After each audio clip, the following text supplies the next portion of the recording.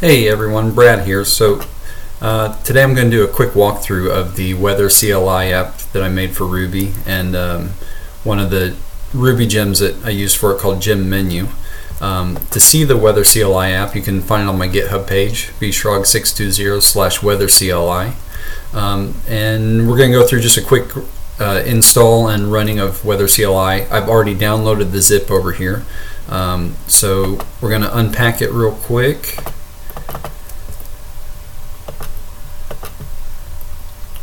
Got a Ruby test folder that we're going to use for that. Somewhere here. There we go. So let's extract that real quick. Go to our terminal.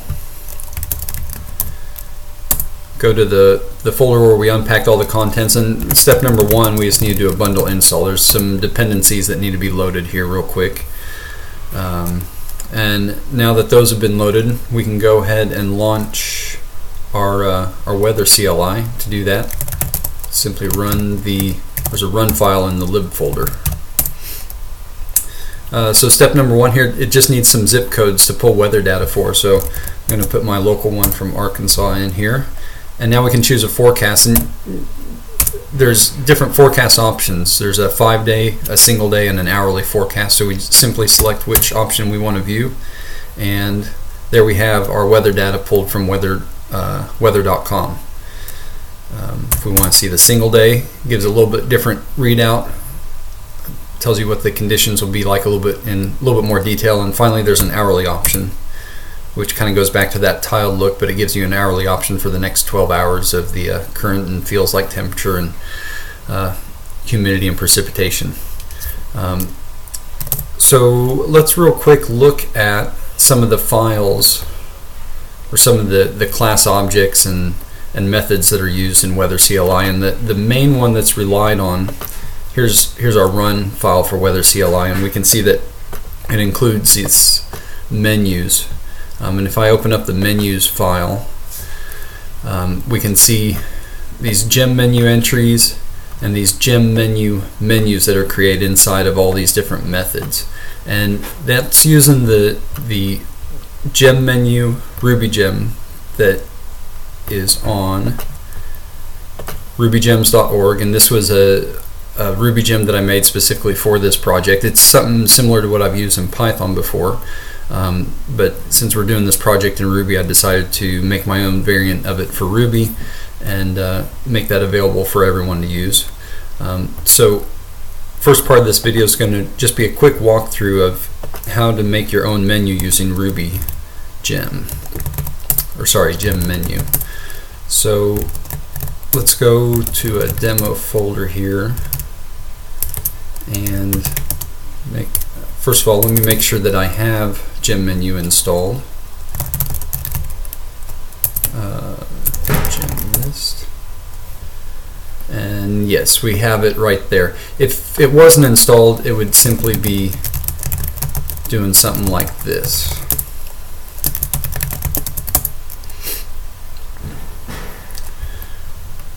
And there we are. Now it's installed for sure. So I'm just going to make a new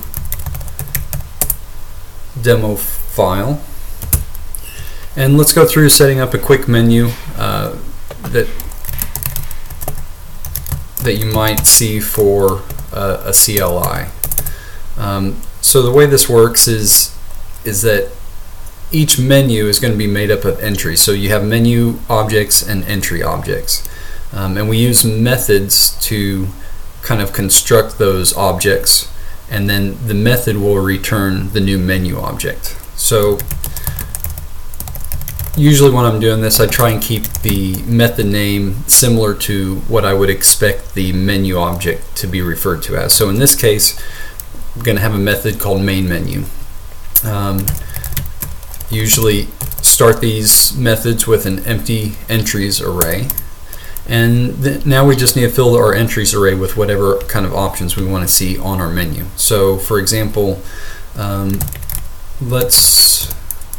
don't think there's any coding program that's complete without a hello world sort of entry. So let's do that here. So we're going to make a new entry and put it in our entries array called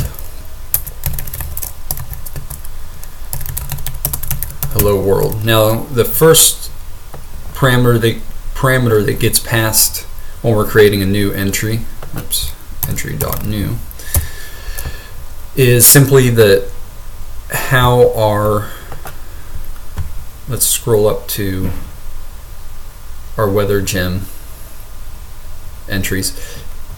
It's simply how the entry is going to be displayed to the user. So in this case, 72703 is the entry text. Add zip codes in entry text, remove zip code as an entry text, and so on and so forth.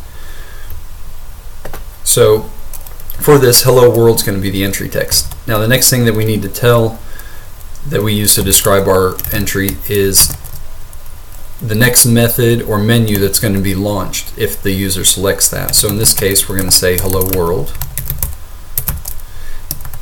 And there is a final third option that you can do if you want, which is a parameter. So if you need to pass some information on to that method, that you would define it here in a hash, and we would do it like so.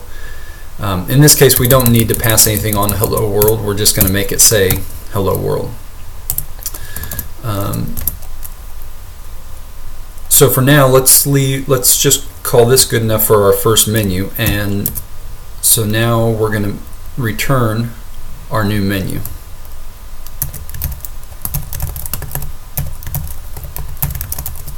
And so defining our new menu, again, the first text that appears, if we go back to weatherCLI, this right here, this is the title of the menu. So the first parameter that gets passed into GemMenu is the title. In this case, I'm just going to call it main menu. It gets passed a list of entries.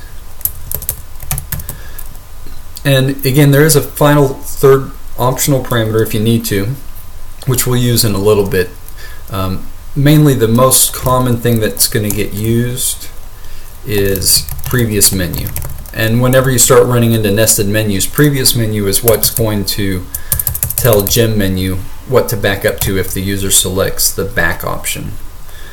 So for example, right here, when the user hits B, weatherGem I described this forecast view menu to call the main menu if the user selects the back option.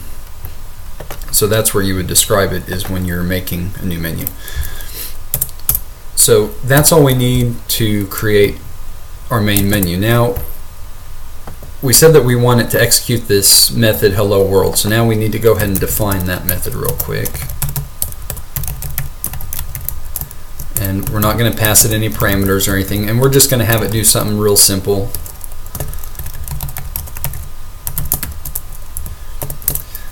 Now when using GemMenu, it's really important that whatever our final, we're going to run this whole thing inside a loop, and it's just going to kind of continuously ask for the next selection.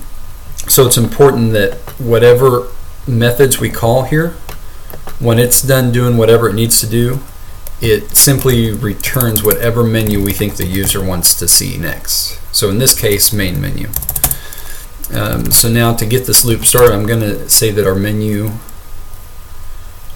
is equal to main menu, and while true,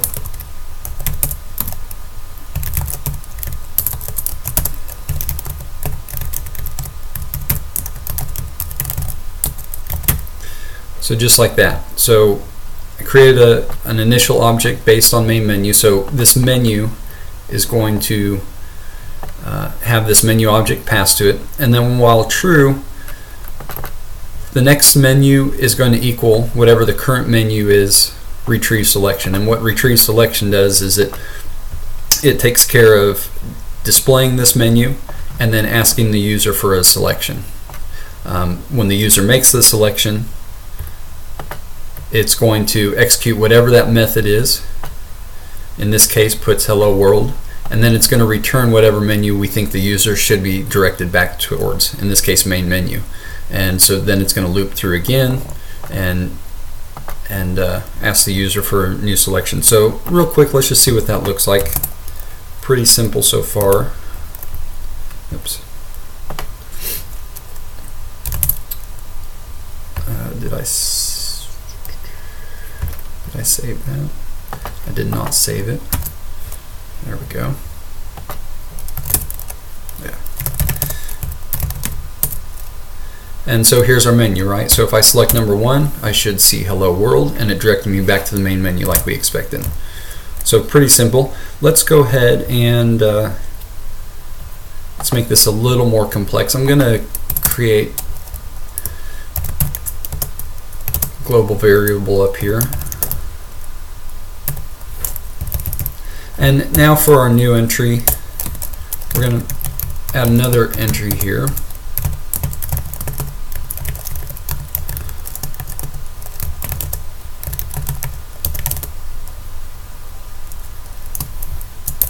Actually, I'm going to do a string substitution.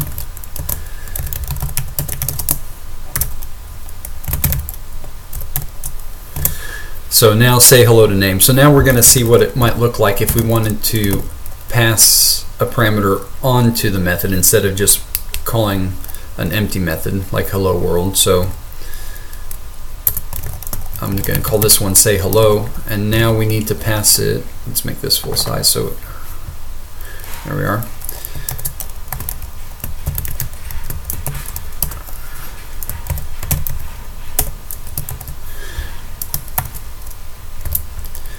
So now I'm going to make a new method, this say hello, and the say hello method is going to take in a parameter, specifically a name, and it's going to say hello to that person.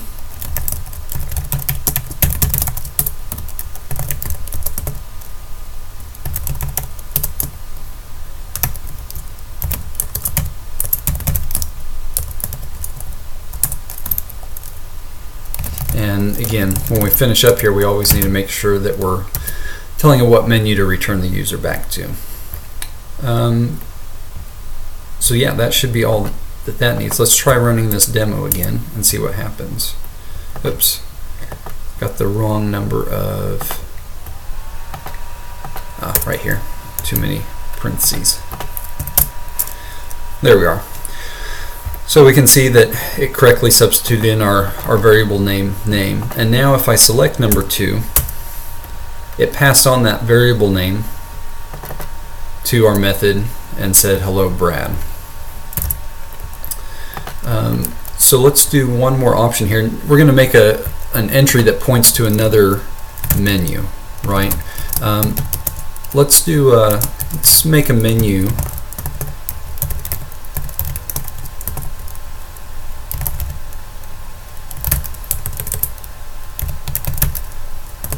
Let's make an entry option called doubling, and in this case it's going to point to a parameter or a method called double menu. We don't need to send it any parameters. This is just going to be another menu option. And so now right here, let's create a new menu.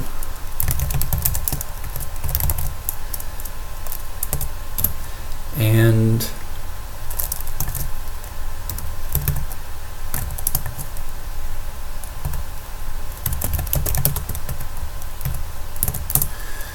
we're going to use a loop to create our entries here. So this is going to be a little bit more abstract way of creating the entries for our menu. So, oops, I need to initialize an empty array real quick.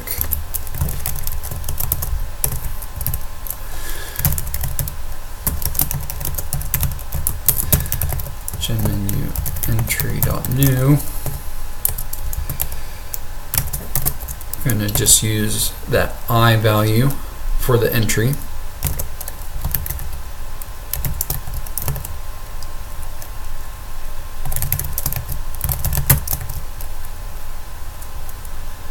And we need to pass it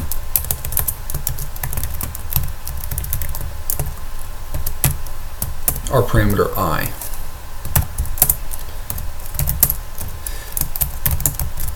And now we need to put those entries into our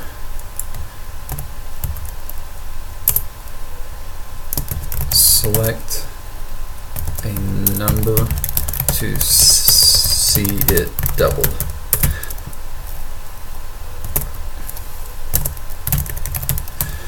And for this menu, it's going to be a nested menu, right? It's going to be launched from main menu. So we want the user to be able to get back to the original menu. And so in that case, we need to, just realize I misspelled parameters here. We need to pass it a previous menu option, which is going to be method main menu. Just like that. We've got doubling added up there. So the last thing we need to do real quick is add this print double method that gets called whenever a user selects a number that they want to see doubled, and it's going to take in some value of n. And let's put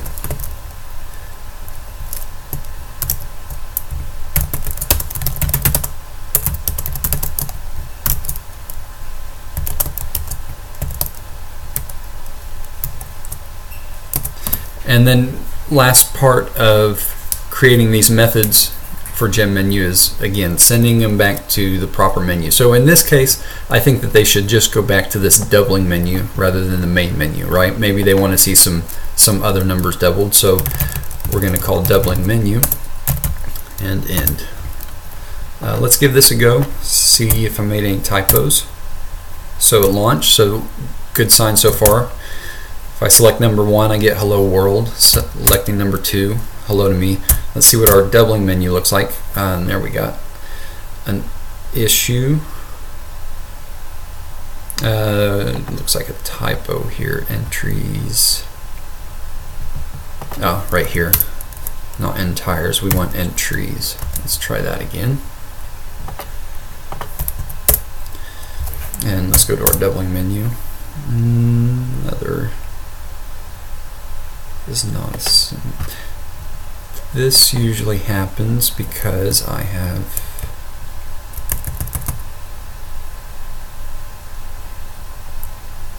method. Oh, right here. I wasn't directing it towards the method. Let's try that one more time. There we are. Huh. This is interesting. I've never had a menu that has 10 options, so might need to go in and get that fixed. But let's go ahead and let's just make a selection here. Let's see what we get when we put number 1. 1 doubled is 2.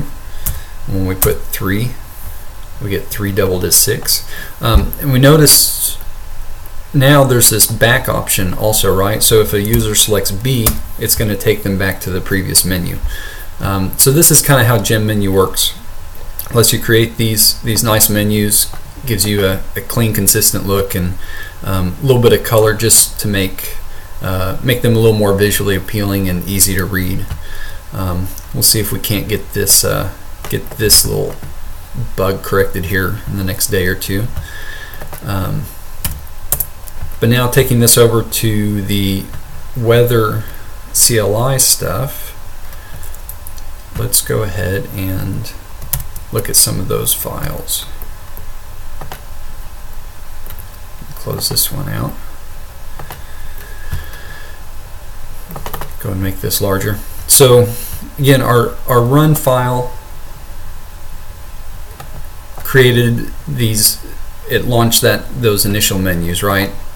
And these menus are all over here in a concerns folder called menus.rb, and we've got all these different options. And then down here we have the methods that call these different options.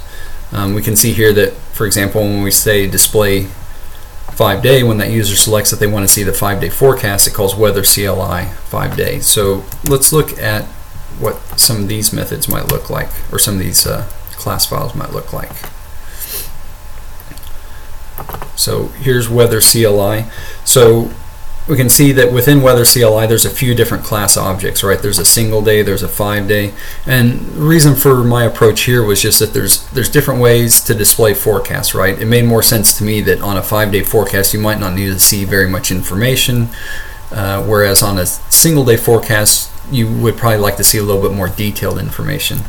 The other thing here is that weather.com has their forecast information spread across on different pages, so you can't, there wasn't just one single page to grab all these different forecast types from, or if there was, I wasn't aware of it. So each of these classes within weatherCLI then calls gather data depending on which class type it is. So then within gather data,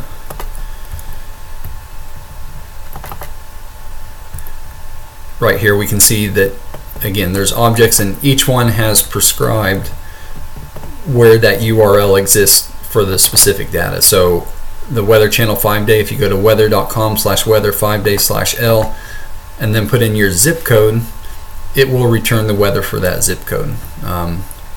Here's your option for the single day detail, and then for the hourly, here's your final option.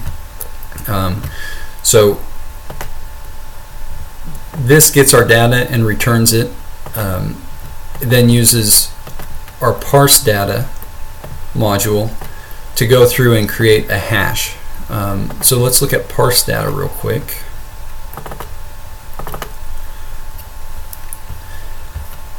And so within parse data, here's where we use Nokogiri to parse the HTML and then roll through and get the different, based on the CSS, pull the different values for the, be it the temperature, the wind, the short detail, long detail, and all this gets created and put into a hash that gets returned. That returned hash then gets created into this day object. And a day object is simply a simple way of, it's got all these different attributes that allow us to save information, and after we get that day object initiated, we can display it. And the last objects that are used for displaying are these weather cards. And the weather cards are what give us kind of that nice, clean, consistent output. If we go back over here and scroll up to, oh, I think I'm on the wrong tab. Weather cards are what give us kind of this nice, clean output. Put a top and bottom border, the dividers, put a little bit of color again on here, makes it a little bit easier to read for the users. But within each of these classes, I kind of commented out how I wanted it to look initially, and then it pulls the information from that day class to display it in a nice, clean way. So I think that's all the information I've got for both GemMenu and weatherCLI. Hope it's been helpful if you're wanting to use either of these. Be sure to post a comment to GitHub if you have any questions or you find any issues. Thanks for watching.